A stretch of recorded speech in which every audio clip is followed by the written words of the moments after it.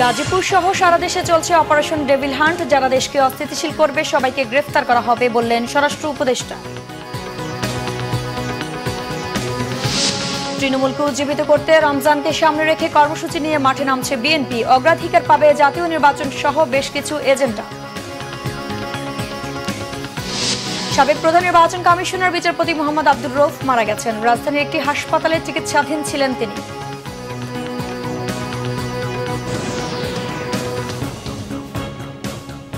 দেখছিলেন crown cement সংবাদ শিরোনাম। এবার বিস্তারিত।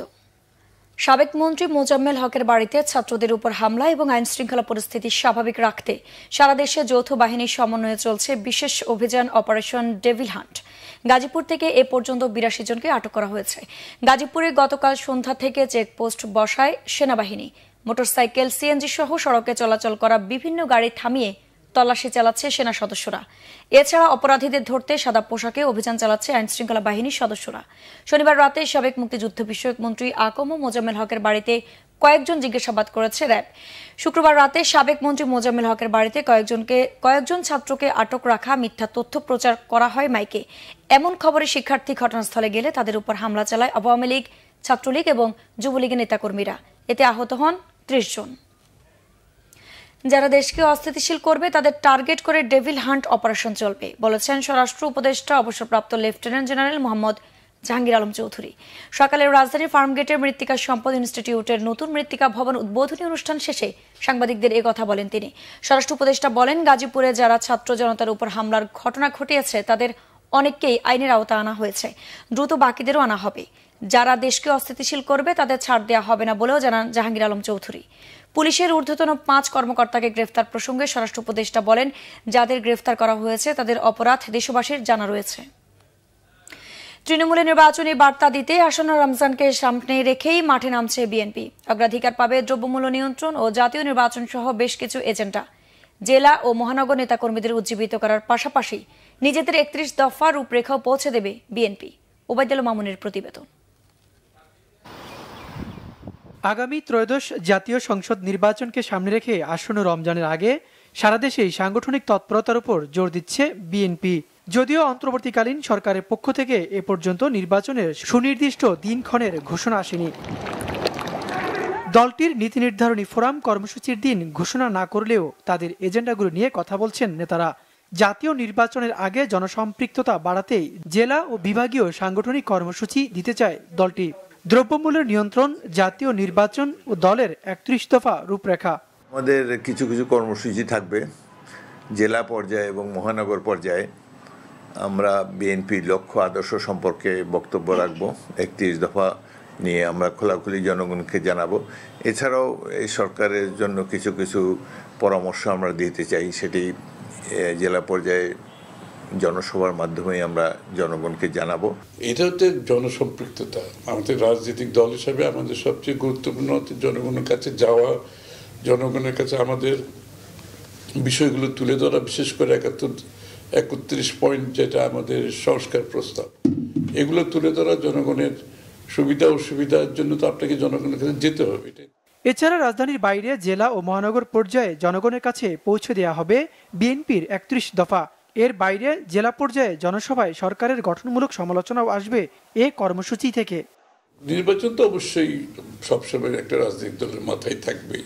দলের প্রধান লক্ষ্য ছিল জনগণের আস্থা নিয়ে রাজনীতি, এবং আস্থা নিতে হলে আপনি জনগণের কাছে যেতে হবে, জনগণের কথা শুনতে হবে, জনগণকে বলতে হবে, বুঝতে হবে। এবং আজকের প্রেক্ষাপটে জনগণ কি চাই, আমাদের ৩১ পয়েন্ট আমরা বলছি, তারপরেও জনগণের কোনো ইচ্ছা আছে কিনা। তো এগুলোর জন্য তো জনসম্পৃক্ততা বাড়ানোর একটা লক্ষ্য হিসাবে আমরা এই কর্মসূচিগুলো দিচ্ছি। প্রত্যেক জেলায় আমরা জনসভা করব, মহানগরও জনসভা করব, এবং আমাদের ৩১ দফা কর্মসূচি এবং বর্তমান রাষ্ট্র পরিচালনায় যে অবস্থান বা বর্তমানে যে সকল সমস্যা জনগণ ফেস করছে, সেখানে দ্রব্যমূল্য আছে, আইন শৃঙ্খলা পরিস্থিতির অবনতি আছে, সব বিষয় নিয়ে আমরা সরকারকে গঠনমূলক পরামর্শ দেব। বিএনপি ন্যূনতম সংস্কার শেষে আগামী জুলাই আগস্টের মধ্যেই জাতীয় নির্বাচনের দাবি করে আসছে। ওবায়দুল্লাহ মামুন, বাংলা ভিশন, ঢাকা। সাবেক প্রধান নির্বাচন কমিশনার বিচারপতি মোহাম্মদ আব্দুর রউফ ইন্তেকাল করেছেন। ইন্না লিল্লাহি ওয়া ইন্না ইলাইহি রাজিউন। সকাল 9:50 দিকে রাজধানীর মগবাজারের ইনসাফ আল বারাকা হাসপাতালে মারা যান তিনি। গত 5 জানুয়ারি ইউনাইটেড হাসপাতালে সাবেক প্রধান নির্বাচন কমিশনার আব্দুর রউফের হার্টে অপারেশন করা হয়। বিচারপতি মোহাম্মদ আব্দুর রউফ 1990 থেকে 1995 সাল পর্যন্ত প্রধান নির্বাচন কমিশনার হিসেবে দায়িত্ব পালন করেন। এছাড়া তিনি দুর্নীতি বিরোধী জাতীয় সমন্বয় কমিটির চেয়ারম্যান, জাতীয় শিশু সংগঠক ফুলকড়ির সভাপতি এবং ফার ইস্ট ইসলামী লাইফ ইন্স্যুরেন্স ও প্রাইম ইসলামী লাইফ ইন্স্যুরেন্সের শরিয়া বিষয়ক উপদেষ্টা ছিলেন। বিচারপতি মোহাম্মদ আব্দুর রউফের জন্ম 1934 সালের 1 ফেব্রুয়ারি। তিনি অ্যাডভোকেট হিসেবে কর্মজীবন শুরু করেন এবং হাইকোর্ট বিভাগের অতিরিক্ত বিচারক হন। পরে তিনি সুপ্রিম কোর্টের আপিল বিভাগের বিচারপতি হন। কক্সবাজারে প্রতি বছর উৎপাদন হয় 40 থেকে 50 হাজার টন শুটকি, যার বিক্রয় মূল্য দাঁড়ায় 4,000 কোটি টাকার বেশি। দেশের স্থানীয় বাজারের চাহিদা পূরণের পাশাপাশি উৎপাদিত শুটকি রপ্তানি হচ্ছে বিদেশেও। পর্যটকদের কাছে এই শুটকির রয়েছে আলাদা কদর। মানসম্মত শুটকি উৎপাদন নিশ্চিতে কাজ করার কথা বলছে মৎস্য বিভাগ। মোহাম্মদ ইউনুসের ভিডিও চিত্রে মোর্শেদুর রহমান খোকনের রিপোর্ট। কক্সবাজার শহর থেকে 3 কিলোমিটার দূরে বঙ্গোপসাগরের তীর ঘেঁষে অবস্থিত নাজিরার টেক, যেখানে 4 থেকে 5 কিলোমিটার এলাকা জুড়ে রয়েছে দেশের সর্ববৃহৎ শুটকি মাছের উৎপাদন কেন্দ্র। মাচায় ঝুলিয়ে ছুরি, লইট্টা, পোয়া সহ নানান প্রজাতির সামুদ্রিক মাছ সূর্যের তাপে শুকানো হচ্ছে। ভোর থেকে বিকেল পর্যন্ত দীর্ঘ কয়েক কিলোমিটার এলাকা জুড়ে চলে শুটকি উৎপাদনের বিশাল কর্মযজ্ঞ। এই দীর্ঘ প্রক্রিয়ায় মিশে থাকে হাজারো শ্রমিকের ঘাম। পর্যটকদের পছন্দের পণ্য কেনার তালিকায় শীর্ষে থাকে শুটকি। তবে রয়েছে এই শুটকির মান নিয়ে প্রশ্ন। মানভেদে 600 টাকার শুটকি বিক্রি হয় 650 থেকে 4,500 টাকা পর্যন্ত। লবণ দিয়ে খোয়াইয়ের মাছ 400 সিঁড়ি দিই। লবণ না দিয়ে মাছটা কি হয়ে যাবে, নষ্ট হয়ে যাবে। প্যাকেটিং করে আমরা যে টুরিস্টগুলো আসছে তাদেরকে দিই এবং বাংলাদেশের সর্বক্ষেত্রে সব 67 জেলার মধ্যে আমাদের মাছগুলো যায়। মৎস্য অধিদপ্তরের গবেষণা অনুসারে আমরা এখানে মাছ শুকাই, এমনভাবে মাছ শুকাই যেন আমাদের মাছগুলোকে মানুষের কোনো ক্ষয়ক্ষতি না হয়। বাংলাদেশের বিভিন্ন জেলায় আপনার শুটকির চাহিদা পূরণ করার পর আমরা বাইরে কিছু শুটকি যায়, বাইরে মনে করেন দুবাই, সৌদিয়া, চুরি শুটকি, লইট্টা শুটকি এগুলি বাইরে সাপ্লাই যায়। জেলা মৎস্য বিভাগ জানায়, জেলায় বছরে প্রায় 40-50 হাজার টন শুটকি উৎপাদন করা হয়।